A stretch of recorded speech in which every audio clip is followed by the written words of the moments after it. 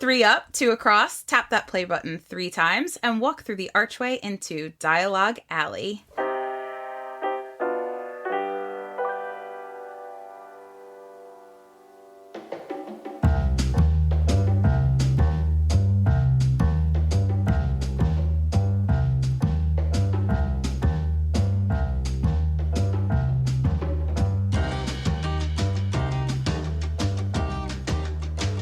Hello, everybody, and welcome to the show. Dialogue Alley is a show about Harry Potter books, book translations, and all other things magical.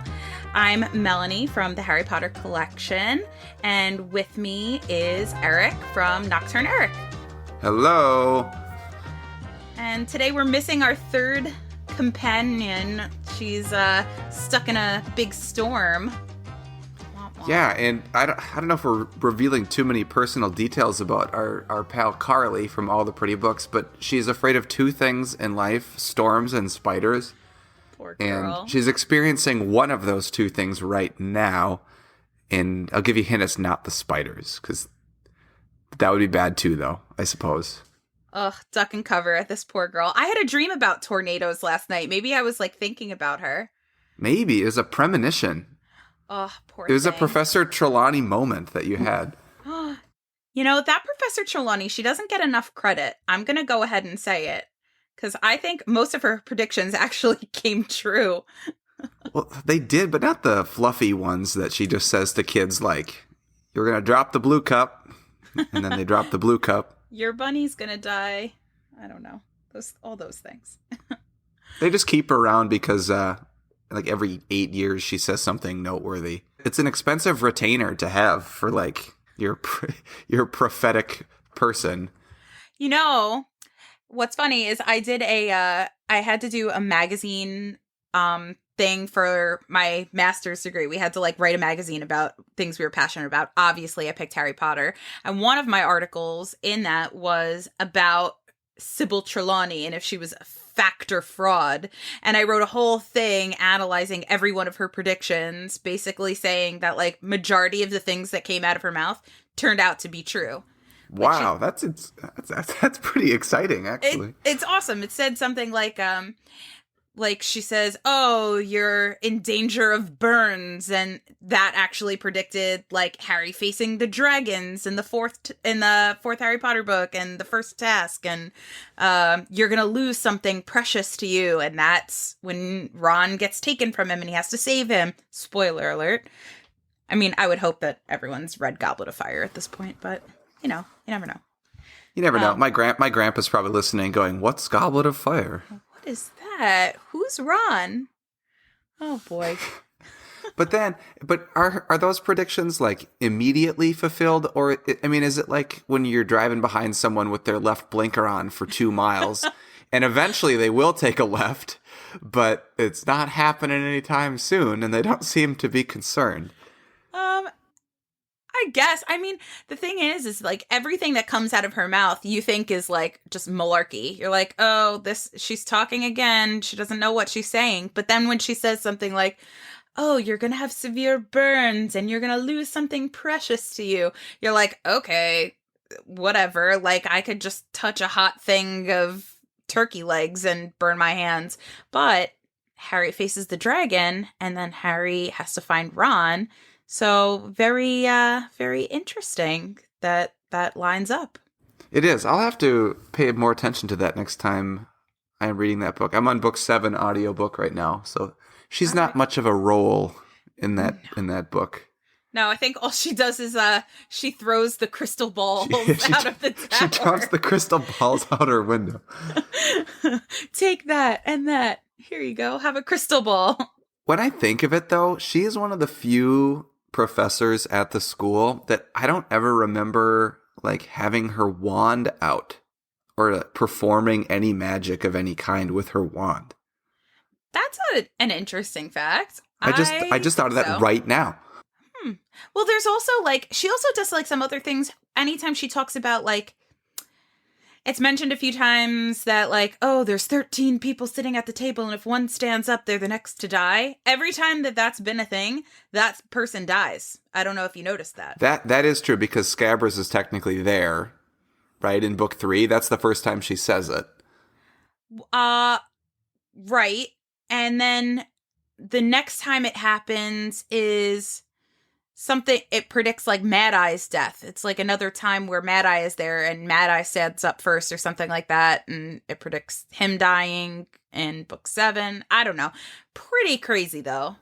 Well, either way, I think the moral of this story is your master's degree program sounded way more exciting than my master's degree program.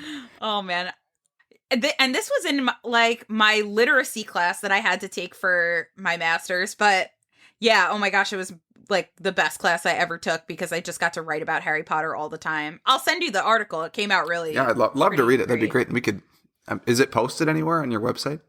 I only have it as a hard copy. Like I have it as like a bound like actual magazine, but it's got to be somewhere around. I think I have it on like an old computer somewhere. Okay. Yeah, you could at least scan it on some app and get it on some digital platform just for preservation's sake. That's a good point. All right. I'll have to look into that. I like it.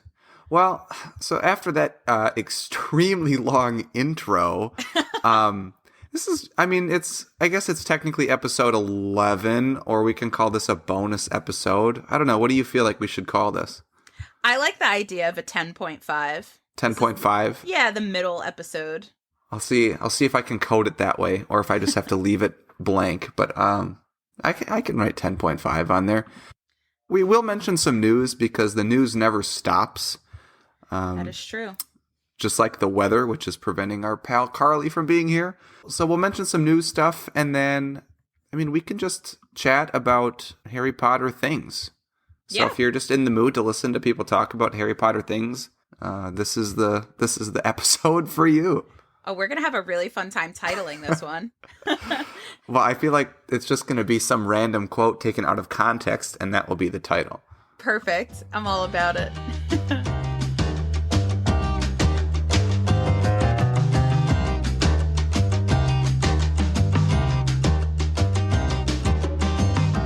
All right, so what do we have for news? So, I don't know if this is an exciting bit of news or if it's a disappointing bit of news, but Bloomsbury just announced that Jim Kay illustrated a book called Harry Potter, A Magical Year, and it's going to feature different illustrations by Jim Kay and kind of be like a calendar that shows like different events that happen throughout the magical world in a year. They just like released an email saying that it's available for pre-order and that it'll be available in October, which is cool. That October is a really good month for us book collectors because we also have the Mina Lima Chamber of Secrets coming out. So now we have this book coming out. And just to tell you a little bit about it, it says that it will take readers on an unforgettable journey throughout the seasons of Hogwarts. Jim Kay's incredible illustrations paired with much-loved quotations by J.K. Rowling's Harry Potter novels evoke all the magic and beauty and wonder of the wizarding world. It sounds great, but here's why I'm disappointed, is because I really was hoping for Jim Kay's book 5 to be coming out this October. I don't know about you. Well, who isn't really? It's been a while. I feel like there are books that he's done in between. What was the one that he just did before that? Goblet of Fire. Oh, he did. You mean something in between Goblet of Fire and this? Yeah. So he didn't do this. But I'm trying to think the supplementary books. So we had the Quidditch book, we have the Fantastic Beasts book, and we have the Beetle the Bard books, which there are different English, UK English and American English covers and illustrators for that one, actually. Right. But I feel like those books were always kind of released as a placeholder if he wasn't ready to release one yet. And now that they're out of those books to release, there really isn't anything that they can throw out there. So I feel like this is kind of what they're doing instead. Which I get, but I'm like, oh, Jim Kay had the time and he worked on this magical year illustrations of Jim Kay book. Like, that's so cool, but why he should be working on Order of the Phoenix? That book is such a beast. It is a beast.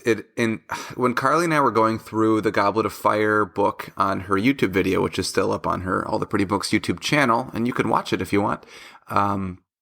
We noticed that the amount of content in Goblet of Fire compared to any of the previous ones is almost double, right? That book is almost twice as long, if not more, than Prisoner of Azkaban, and it was noticeable that there was less frequent art on every page, but then it was more noticeable also that there was more just kind of like little doodles or kind of border stylizations that made it more exciting. And we talked about how Goblet of Fire is going to be really big, but you don't have to have an illustration on every other page. Like there has to be something, like, right, the contrast of the colors can be different. There were a lot of, in Goblet of Fire, there were a lot of pages that were black with white text. Like that was really cool. Like it kind of set the mood of the chapter. And it doesn't need to have a picture on every page, right? It can have like one or two moments per chapter, really, with a really cool illustration. Maybe one like full page and then one double page spread, and then maybe like one other quarter of a page in a corner. And that's really all you need, because when you compound all those images together, it's still going to be more pictures than in books 1 and 2 and 3, probably, just because that book is so long. Oh, of course. Yeah. I mean, I'm just slightly disappointed because I'm so eager for that set to be done. I'd feel like the house editions came out so quickly, it seemed like, and to the point where they're going to be done in June. We're going to have the whole set for those house editions. But now, like, here we go again, another year without a Jim Kay book working on the set. So it's sad. Yeah, and do we know in that press release that we got, does it say if there are any new illustrations, or do you get the idea that this is more of a compilation of both existing artwork and maybe like some artwork that he did for the books but they didn't end up being published in the final version? That's exactly what I get the feeling. I feel like it's probably some images that we've already seen in the first 4 books. And yeah, maybe some stuff that he did for the first 4 books that didn't quite make it. I could read a little bit more from what the release says. It'll take readers on an unforgettable journey through the seasons of Hogwarts. It's his incredible illustrations paired with much love quotation. Oh, I read that part. I was going to say, either way, that whole part. I'm all for an unforgettable journey. I mean, that sounds awesome. It's clearly slightly forgettable considering I read it 2 times. As if each day features a favorite anniversary or meaningful memory from Harry Potter novels. All around, Jim Kay's scenic artwork and decorative painter's mark brings the moment to life in breathtaking details. His unique interpretation is both captivating and transporting. Picture frozen icicles glinting in the snowy towers of Hogwarts, the dancing eye of Professor Albus Dumbledore, or the infectious hustle and bustle of Diagon Alley. Inside, a selection of the illustrator's most iconic images. Yeah, okay. So, yeah, it says his most iconic images are complemented by previously unseen character studies, pencil drawings, and pieces from his archive. So, okay, so yeah, it's exactly what you said. It's pieces of works that we haven't necessarily seen yet, and also some of his more iconic images that we've seen in books 1 through 4. So, which is great. I mean, I love his books, right? Me I think too. the art is outstanding. I think they get better and better every book that comes out. So obviously this is going to be something that I enjoy, and probably you, and I would speak for Carly too, that she probably will enjoy this as well. It's just not what we're looking for at this point in time. And that's not a bad thing by any means. It's like when you want a Coca-Cola and someone gives you a Dr. Pepper and you think it's a Coke, but you drink it and it's a Dr. Pepper and you're like, wow, that's still good, but I was expecting a Coke. Yep. That's the perfect way of saying it. Yep. You know, obviously like a clear glass, right? Obviously if it's a can, I can tell. But correct. Yeah, it's something that we like. It's just not what we liked right now or what we were expecting to have. Exactly. I think everyone was expecting the next thing from Jim Kay to be Order of the Phoenix Illustrated Edition. Absolutely. So, you win some, you lose some. And I wouldn't call this a loss. I mean, yeah, it's just you win some, you tie some. You tie. I'd say it's a tie. Yeah, we'll say it's a tie. It's a little tie. It's okay. But anyway, so that's exciting, and we have a release date on that in October, correct? Yes, it is being released on October 5th. October 5th. available now for pre-order. Awesome. So we can go ahead and probably pre-order that anywhere you buy books. So we have a lot coming out. We have the House Edition Book 7 coming out in a couple months. We have Mina Lima, Chamber of Secrets in the fall. And we also have this book now in the fall. So that's cool. New stuff. I like new stuff. Yeah, I like new. It's not Order of the Phoenix, but okay. It's not. But when you think about it, right? I mean, this Harry Potter universe, right, that has now been created, this intellectual property that was just such a global phenomenon is still receiving new stuff that people are pre-ordering in 2021. I mean, I really can't think of any other book franchises that have that going for them. No, you're right. That have come out recently. I mean, like Lion, Witch, and the Wardrobe, right? Chronicles of Narnia. People love those books, but they're not releasing a whole bunch of Chronicles of Narnia stuff. Yeah, and I would say like the only thing maybe I can think of that would be similar is like maybe like different Lord of the Rings editions. I'm sure that there are people that collect those in different translations and editions and whatnot. And I'm sure that people look like every 5 years for different anniversary editions of those, which, I mean, that would be a cool thing. But I think we'll get to a point with Harry Potter where that'll be a thing where it'll only be every 5 years we'll get something new. But at the same time, that goes for almost every country, because look at all of these countries that we're getting these anniversary editions for now. Like, if that continues for collectors like us, like, okay, well, that's another cover art that I need to get. So,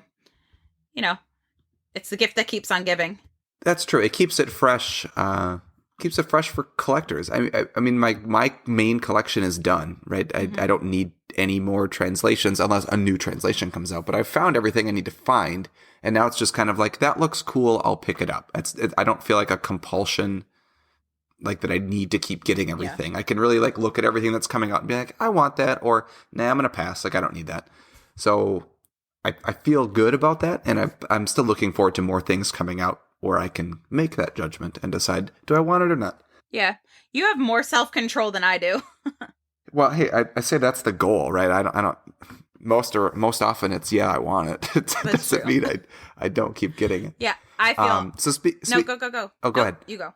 Oh, okay. Sounds good. Well, then I was going to say, speaking of buying things that you may want or need, we still have another member of our collector community that is selling some translations. We mentioned him a few episodes ago, and his name is Jacob, and he said I could say his name, and he's on Instagram at Finky the House Elf, so you can find him on there. Yeah, the best thing about Jacob is we can all vouch for him that, you're buying your books from a collector that has fair prices, that he knows what these books are worth, that he's gonna show you pictures of the exact condition of these books, and he's looking for his things to go to a wonderful home, which is really nice. So yeah, and his prices are really fair in terms of collector prices. So we mentioned that before. He is a collector. He takes good care of his books. He's good for everything. Everything is vouched for. I think Carly said some of the books she bought. So like, it's like double good for, right? Because Carly bought them originally. But he did tell me to mention that he does enjoy haggling to some extent. So prices may not be as firm as they look on there. If you're looking to maybe buy multiple things, you might get a slight deal if that's on there. But he did want me to mention some of the books that he still has. So he's on Instagram, like I said, at Finky the House Elf. If you go to his page, he has a link to his Google Doc with the books he's still selling in his bio. And some of the rarest ones that he still has for sale are books 1, 3, and 4 in Urdu. And I don't collect more than book 1, but I know that book 4 in Urdu is one of the rarest. So hard. Books. So hard to find. So if you're into that, if you maybe speak Urdu, or you just want to maybe collect one set of really rare books, there are only 4 authorized books in Urdu, so you only have to get 4. But one of them is really hard, and it's book 4, and he's selling one. He also has an Italian First State book. That's pretty rare. That's the one with Harry in the awesome rat hat that I enjoy so much. But this is the one where he's not wearing glasses. Which that book is, it's kind of around. Like, you kind of see that book pop up every so often, but usually, like, I feel like they are so overpriced, and I definitely think Jacob is like being fair, especially based on condition. Like, I know the one that I have is, the jacket is absolutely gorgeous, but the book itself is in terrible condition. And like, to have one in great shape like what Jacob has is really awesome, and it's such a cool book. It is a cool book, and it's one. I think the coolest thing about it, when Carly and I were talking about this, I believe in our second episode, about just how absurdly amazing the cover is. And the first date, when Harry doesn't have glasses on, like, J.K. Rowling was like, no, you know what? He has glasses in the book. You got to change that and put the glasses on. And so they did for the next date. But, like, that's all they changed. Like, she didn't look at that and be like, you know. I never mentioned mice. This is the rat hats and the weird laying down giant mouse rat thing on the chessboard. Like, I'm cool with that, but he's got to have glasses on because he wears them in the book. So that, I always thought that was a bit interesting, that's the one thing they had to change, that she demanded was changed. Yeah. Much like I'd like to hear the history of this Czech one. He's also selling a Czech second state, which we've talked about this one before as well. Carly and I have, where Harry's sitting on the sorting hat stool, and the hat is actually like a Abraham Lincoln top hat. So good. With big, like, juicy lips. It's awesome. I just think the interpretation of that one is, like, so fantastic. It's such a good book. So the second state check is the giant top hat with ruby lips and movie font. There's also a first state, which is the same cover with slight differences with pre-movie font. Yep. But then there's a third state, which is the same scene, but Harry actually has a pointy wizard hat on, which is still outstanding. Right. And then there's a fourth state, which is just the Mary Grand Pré art for some reason. And then that's what they went with for the rest of the Czech series. Yeah. They went with the American art, which is fine. But this Czech second state one is really cool. It's just an interesting piece to look at. So if you want that book, he's selling it as well. He also has a lot of harder to stuff find from Eastern Europe, countries like Latvia. He's got both translations of Romanian. There are two different ones from different translators that are both authorized. And then the Estonian book, which isn't expensive necessarily if you can get to Estonia or know someone that can, but it's just not one that you see outside of Estonia or Europe, really. So this is an easy way to pick that up. And he also still has lots of cheaper ones that, are just pretty common languages that if you're wanting to start your collection and buy 4 or 5 books, he can help you out to get a good collection going, especially if you're really into just the different artwork. Like, if you want 4 or 5 Harry Potter books with different artwork, you can get those pretty cheap, and he'll probably hook you up with some of those.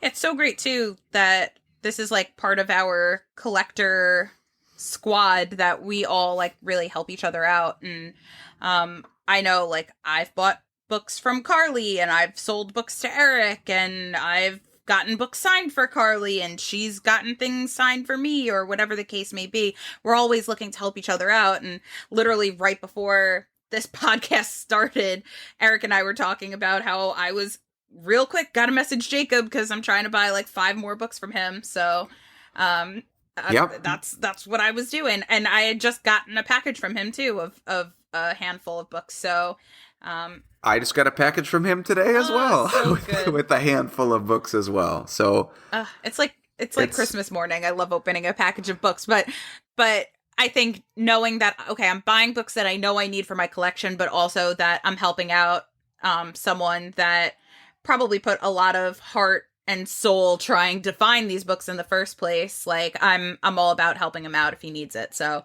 it's definitely great.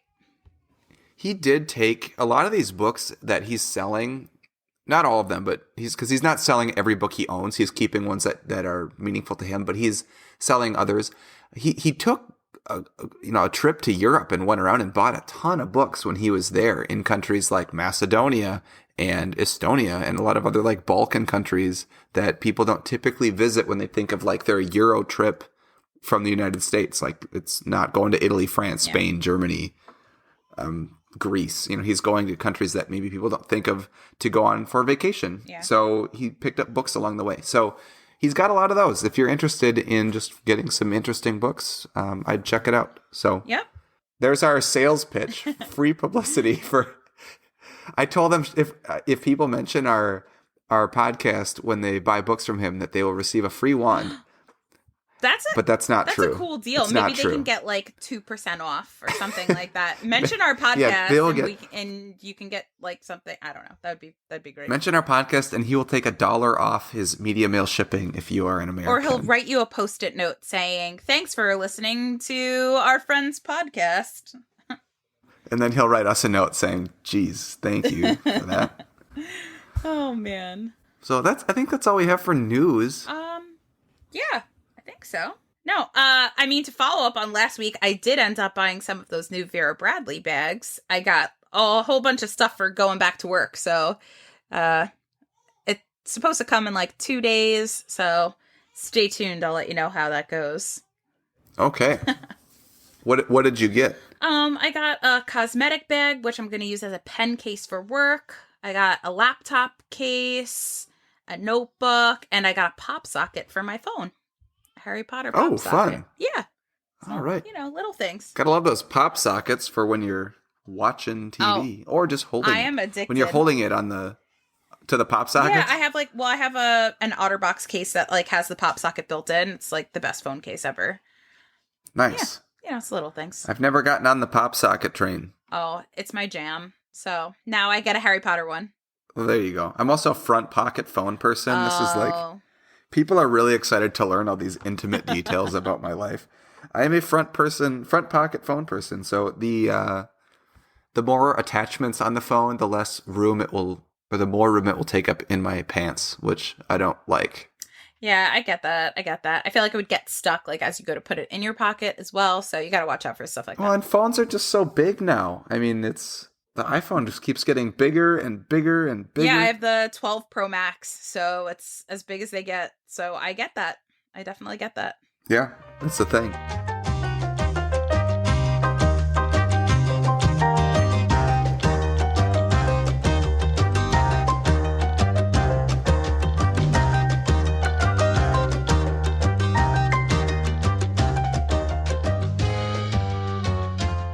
Well, we thought I guess we don't really have like a main segment, right? So the next time that Carly's on, we will be talking about our favorite Harry Potter cover art. And we talked about the US cover art last episode in episode 10. And that kind of got us just thinking of what other art do we love to look at with Harry Potter books. So when Carly's on for our next episode, we'll cover that. So we each have had a list of 5 that we've made. We had some overlap, so we've made some changes. Yeah. But we'll mention where there's overlap. But we're excited to share that with you next time. So we thought today, Melanie and I would just kind of go back and forth and ask each other questions that we have not prepared ahead of time. So the person cannot have a prepared response. And we'll see where it goes. And they have to be Harry Potter related. This is going to be very tricky because I'm not very great at thinking on my feet, but I'm going to do my very best. Okay, well, I have a question for you. All right. What was the first book that you bought by yourself with your own money? Like not as a gift or not like at the store and your parents bought you a book or something. What's the book that you decided you wanted to go get and so you got money and went and bought it? You could go with your parents, but like it was your decision with your money that you earned like doing something. In my collection? Yeah. Or just in your Harry Potter lifetime as a fan. I actually think I can answer this. So when I first started getting back into Harry Potter, and by back into Harry Potter, I mean by the time I was in high school, I will call him an acquaintance. This kid that I knew through friends, whatever, was walking in the hallway with me and mentioned that Dumbledore died in book 6. Spoiler alert. And I hadn't read book 6 yet, and I was devastated that it was spoiled for me. So I took a break from Harry Potter and then revisited it a few years later, and that was really when I became like heavily obsessed. So once that happened, I had, all of my original books that like my mom had gotten me or my brother had bought and gotten at midnight, and he would read them like in 2 days, and I just kind of was like, how can anyone do that with a book? But when I finally got back into them, I stole those books. So I had our original 7 set.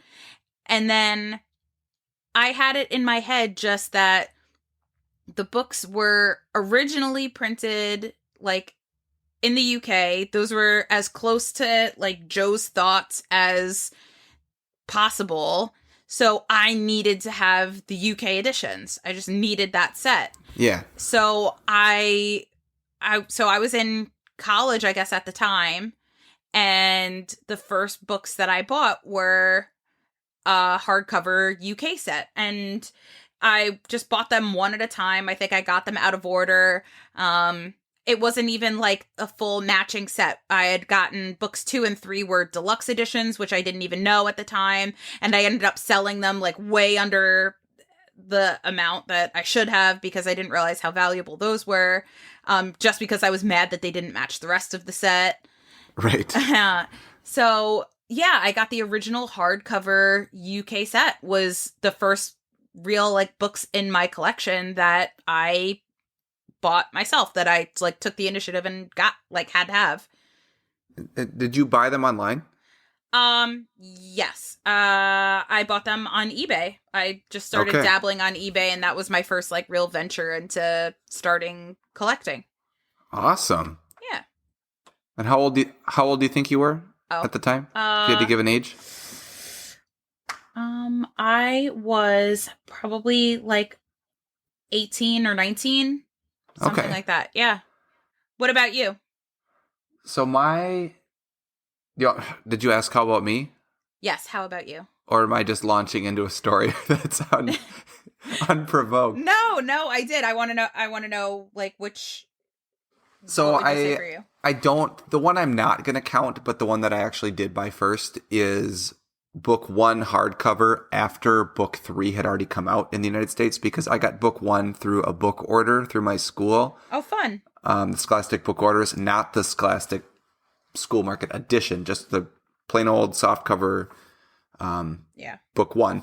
And then I got books 2 and 3 hardcover.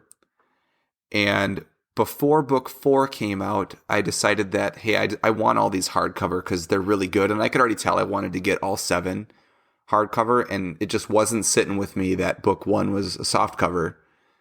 And so, I mean, what year would that have been? Between 3 and 4? Like 99? Yeah, like around then. So I was like 10 or 11, not even super old.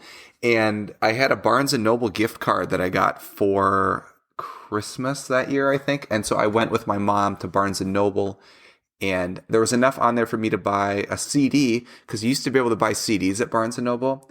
And I bought a CD. I don't remember what the CD was. And then I bought book 1 hardcover. And when I bought book 1 hardcover, they actually gave me the box to put books 1 through 3 in. Huh. Like you can get and it only fits books 1 through 3. So that was kind of cool. So I'm not going to count that one though, because it was a gift card, and I mean, it wasn't like I was doing anything outside of I just want all these in hardcover.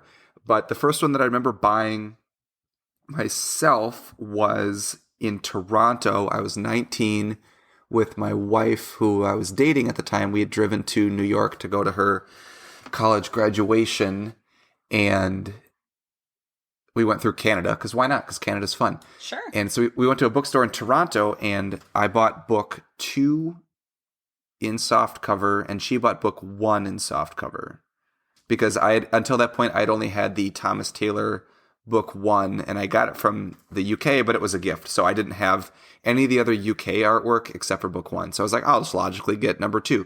And I didn't really know that there was a different publisher, like Raincoast and Bloomsbury were kind of separate, but sort of like teammates. So I bought book 2, and that was my first one that I bought by myself, I think, 19. And I think by that time people had already started getting me books when they were traveling places. So like I kind of already was into that collecting portion, but I hadn't ever visited anywhere myself yet, being only 19, where I could find a book that I wanted to buy. All right. So my question will be, besides the Canadian book that you got, what is the first book that you got like abroad? Your first like translation that you were able to get? that I personally bought. Yeah. I feel like I bought book 1 in Spanish in Mexico. I go to Mexico quite often. That's fun. So I feel like it was book 1 in Mexico. But I was with my parents, so my parents probably bought it for me because I don't think I was probably 15 or 16. Huh. So I wasn't so they bought it for me. There you go. Because they knew I liked it and we were there and we went shopping. But the first one that I bought myself, I was in France and I already had a book in French, but I went to the Virgin Records Superstore, which also had books for some reason. We were just walking through it and they had a bunch of Harry Potter books. And I'm like, well, I already have book 1 in French. So I bought Quidditch Through the Ages in French. Well, that's fun. Just cuz. And then I didn't have anything in Dutch. And when I flew home, I connected through Amsterdam. And I went to a bookstore and they had the book 1 Dutch pocket edition. Oh, cool. And I bought it. So I got to check that off my list, like all by myself in Europe. I think I was 21 or 22. That's such a good feeling, like being able to get them yourself. It was super cool. Because up until that point, I had about 15 or 16 translations that other people had gotten me on their trips. And I was like, well, I want to take a trip now. So I was able to get one. But unfortunately, I've been to Amsterdam's airport like 3 times, but I've never been to Amsterdam. So I want to go back and actually like leave the airport someday. But it was sufficient because the airport provided me with a book. There you go. That's all you need. Which was great. And I remember the woman asked me at the register, she's like, do you want to pay in euro or US dollars? And I was like, euro? Excuse me, I'm in Europe. Hello. Hello, I have a credit card with no foreign transaction fees. We're paying in euro here. Of course. Oh, man. So same question to you then. So the first one I bought on my own, actually, it's kind of like a full circle story. So I got the idea to start collecting translations my first trip to Israel. I had gone for Birthright, and for those of you who don't know what Birthright is, it's like, I don't know, these Jewish people like pay for young Jewish people to go to Israel, to meet Jewish people, to marry Jewish people, to make Jewish babies. Like, that's the point of Birthright, really. But it's all expenses paid, right? Oh, I had a couple friends. Like, that's the best part. I had a couple friends that have gone on that trip. Yeah, like, you literally just pay for, like, souvenirs and food sometimes. Like, they pay for absolutely everything for the trip. So, like, why not go to Israel for free? Do you have to be a certain age to do that? They have different age groups. I think they have like an 18 to 21 bracket, and then they also have like a 21 to 26 bracket. I know that they just like expanded it, I think, to 32. So it's so cool. It's a once in a lifetime type of experience. And I had an absolute blast going. But when I went there, I think I saw bookstores and saw Harry Potter books and was just like, oh, that's cool, but didn't really hit me until I got home that would have been like a really cool souvenir. And then shortly after that, my parents were going on a trip to Italy, and just with them going, I just said, hey, you want to like grab me some Harry Potter books if you find them in Italian? Like, that'd be cool. They ended up getting me a British edition, which they called an Irish edition because they got it in Dublin, even though it was like the British signature edition in paperback. So yeah. They got me that one. They got me an Italian signature edition of Philosopher's Stone. And then they also found me a French edition because they went to like a French embassy there and they had a French edition of Harry Potter. So those were... At the embassy? Yeah, so cool. The embassy has a souvenir store? I don't know. This is what my parents told me. It was probably like a French bookstore or something, but like this is what I was told. So those were the books that they got, and then to make the story like come full circle was the next trip that my family did together was another trip to Israel, where we went just as my family at this point, and I just had it in my head. All I needed was, like, I had to buy that Harry Potter book. I had to buy it in Hebrew.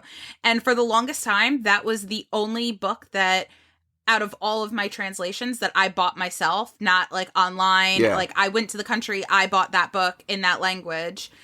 So that book is so special to me. But, yeah, that was my first book that I went to the country and I bought myself. That's really cool. Yeah.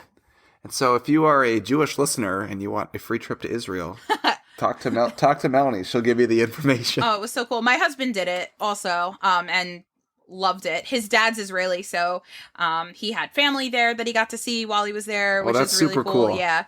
So he had another once-in-a-lifetime experience. We both talk about it all the time and talk about our experiences there, so. Cool. Yeah, my friends that have taken that trip. I'm not Jewish, so I can't go on that trip. But my friends that have taken that I was in college with, both all said it was awesome. I think I had 2 or 3 people I knew that went. So, all right. Well, now we've promoted that as well. We've promoted a book sale from a fellow Instagram collector friend. And Birthright. And the Birthright trip to Israel. Oh, man. Is it my turn or your turn? I think it's your turn for a question. Oh, it's my turn. Yeah. Okay. Which translation did you get? What was the first one that you got that felt like you were just going through the motions? Like that you just were like, all right, well, I got that one. Like, okay, I just have to get it.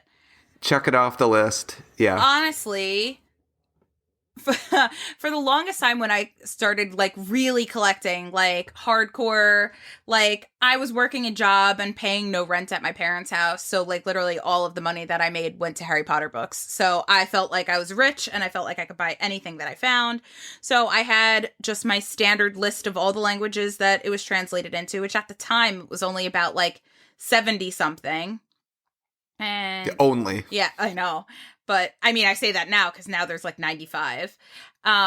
So Melanie thought that the best idea was to go in alphabetical order. Oh, well, for those of you who collect, like the first one is Afrikaans, which was so hard for me to find. Like that was the book. Really? Yeah, I had a really hard time finding it. I actually ended up finding it on UK or Amazon Germany was where I found it.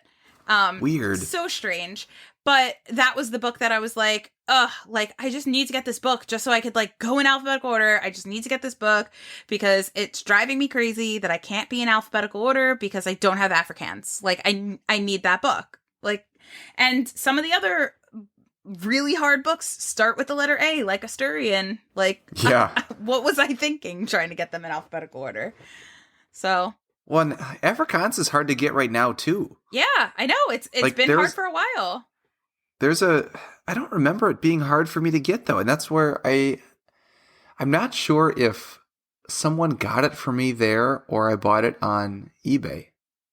I know one of my friends bought me book 3 when he was in South Africa, but not book 1. I think I got book 1 on eBay, but at the time they kept showing up. They were expensive, but they were available. And now they're expensive and not available. Yeah, at the time when I was trying to get them, they were nowhere to be found. And the fact that I found it on Amazon Germany, I was like, this is the weirdest thing ever. I highly doubt this book is even going to come to my house, let alone be the right edition.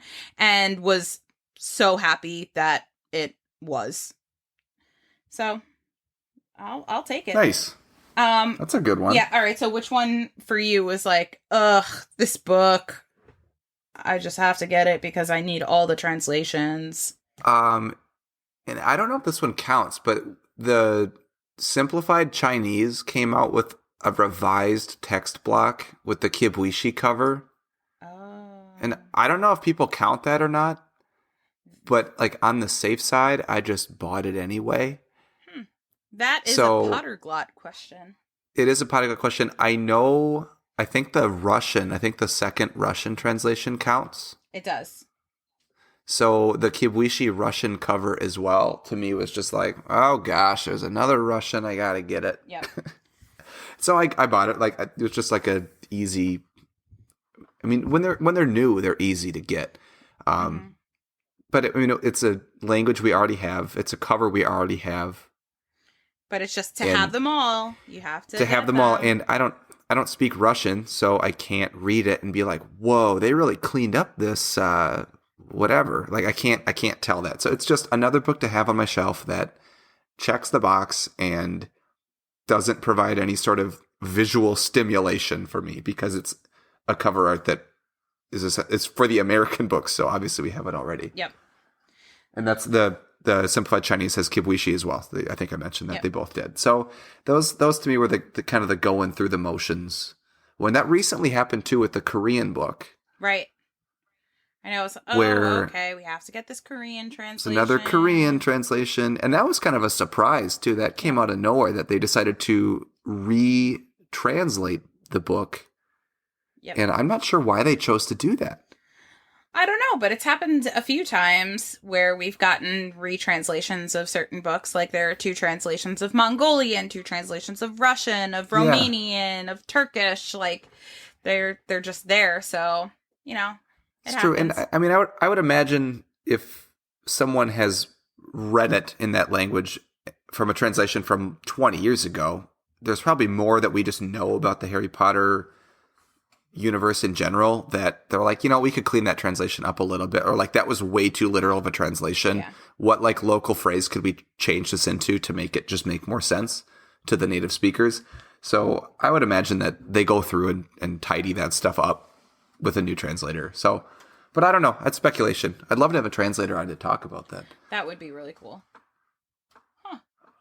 All right, I think we have time for like one more. I was going to say the same thing. All right, I've got a question.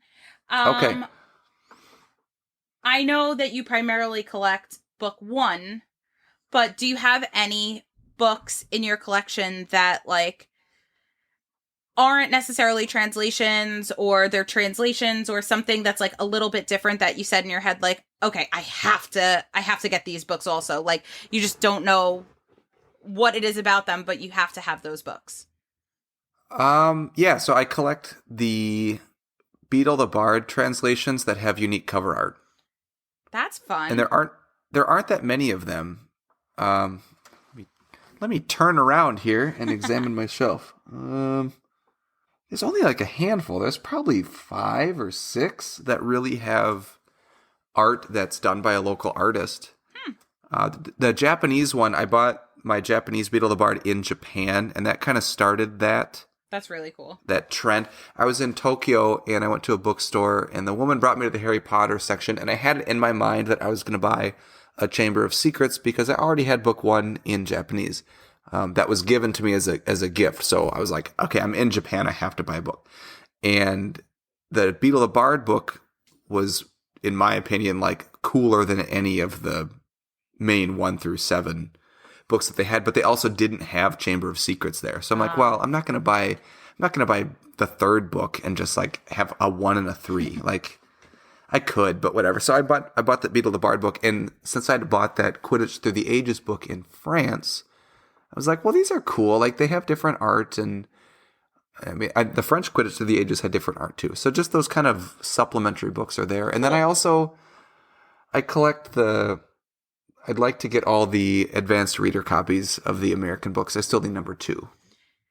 That's more of a recent one that I'm kind of slowly waiting for the right moment to find one.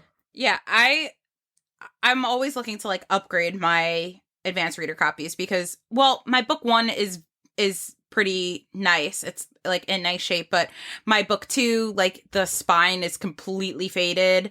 It's like blue. It's supposed to be red. So it's wild, but I bought that book for like a really good price. And my book 3 is actually in good shape too, but those advanced reader copies are always fun to get. They are fun, and my book 3 is in really good condition. I got really lucky with that purchase, and my book 1 I got for a really good price, and it's in decent condition. It's definitely been read, which I think is super cool because the inside cover has like 2 kids' names, and they like, you could tell like one kid got it, wrote his name in it. The next kid in the family got it, crossed the other kid's name off, and wrote his name underneath it. Yeah, so I mean, it was the letter in that book says like, you should share this with people and, let them know what you think. Well, and these kids definitely did. Like they all read it, which is really, really cool to me that like these kids liked it, and they liked it enough to be like, no, it's actually mine now. So I'm keeping it. Well, that leads really nicely into my answer to that question, or my answer to my own question is one of my favorite things that I get for my collection is anytime like a book pops up on eBay that it says that it was a library edition of Sorcerer's Stone. I just don't know what it is about them, but I have to have them. And they're usually like books that are the size of the paperbacks of Sorcerer's Stone, but they're hardcover. They don't come with a jacket. And my most recent one is like the most loved Harry Potter book. Like the imaging is all like super faded on the cover. It has like it has the code so you can find it in the library, and it has like stickers on it, and it has the pocket in the front when you would check the book out of the library. Like that book was clearly read so many times and loved so many times, and I'm so happy that I feel like I've given it like its final place to just be like appreciated and loved. And I don't know, I think I have like 6 or 7 different library editions that I've gotten over the years that are just so fun to have because they're just such loved books. Oh, that's super cool. I think I told you I rescued one from my school library. I work at a school. I'm a teacher, and it's a US Sorcerer's Stone. I think it's like a 6th print or a 4th print. It's really early. Like I knew it was one that you needed because I told you when I rescued it. So it had to have been the 4th print because that's the only one in 1 through 10 that I need. Okay. I think it's a 4th print. So I mean, it has the library stickers on there, and I mean, I had like essentially a new copy of the book that was just some random print that I had an extra of, and so like I traded it out in the library. I brought that one to school. You know, they bound it up and put it in the library, and then they discontinued the other one and took it home. Because, I mean, this book it's been read so many times. Like, this book was probably out the first time Harry Potter came out. And it's just really cool. Like, if it had stayed maybe another year, it probably would have just, like, gotten destroyed and been thrown away. Yep. So, I mean, here it is. And there is when I go in a lot of classrooms, and I anytime I see a kid reading a Harry Potter book, I always just kind of, like, give it a look-see, like... What printing is that? Like what? Yeah, and there's in one of the rooms there's a first printing of Chamber of Secrets. That's cool. And the cover, or like the jacket, I should say, it's like shredded. Like there are pieces missing. It's peeled back.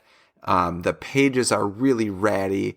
It's been read by probably 3 or 4 kids every year since this book has come out. Yep.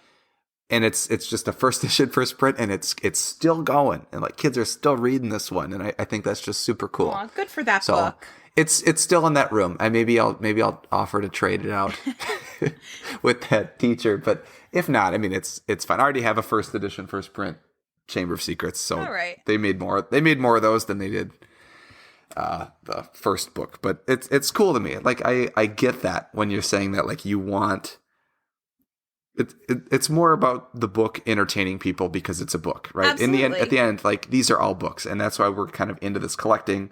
It's because it's a book. Like somewhere someone could pick up one of these books in Latvian and read it and have a really great time. Yeah. So that to me is really cool.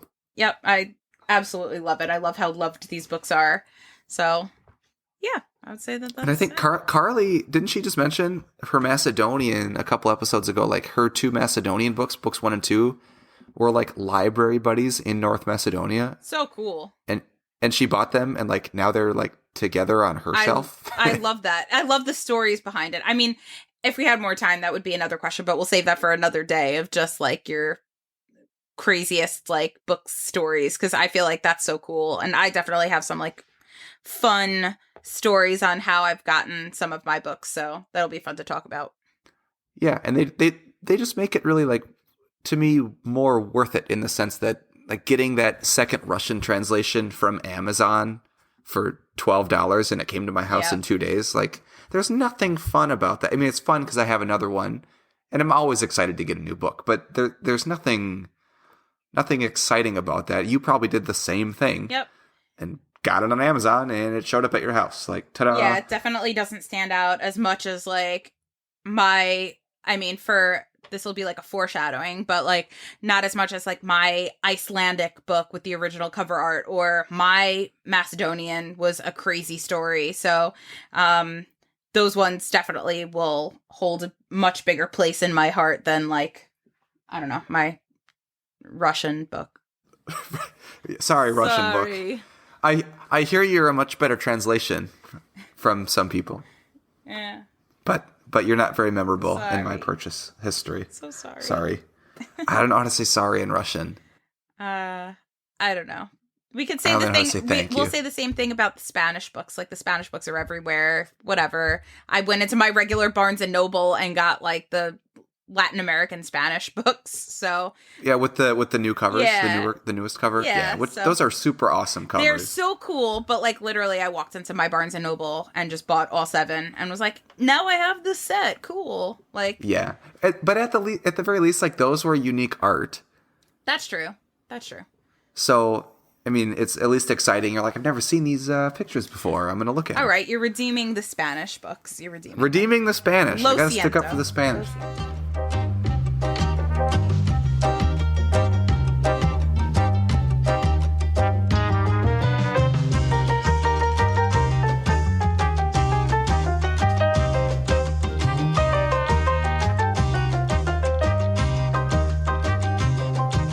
All right. Well, I think that about does it for this this Our silly bonus episode. silly episode that we hope you're still here for at the end. Yeah. And if you are still here, thank you for staying with us till the end. Yeah. Oh, absolutely. So that's gonna be a wrap for today. But if you want to get in touch with us still, you can message me on Instagram. I'm Melanie at the Harry Potter Collection. You can check out my website. It's theharrypottercollection.com, and you can email me from my website. You can reach out to Erik. Yeah, I'm on Instagram at Nocturne Erik. That's all I'm at. You can reach out to Carly. She's not here. We miss her. She'll be back next time. You can reach out to Carly at All the Pretty Books on Instagram as well. She's also on YouTube and probably Twitter, probably TikTok, right, by now. She's on everything. She's on everything. She's amazing social media wizard. I don't know. She's amazing with that. And you can also email our podcast email at dialoguealleypodcast@gmail.com. There's also a page for this podcast on Instagram at Dialogue Alley Podcast. Creative, we know. But it wasn't taken, which was great. So we took it.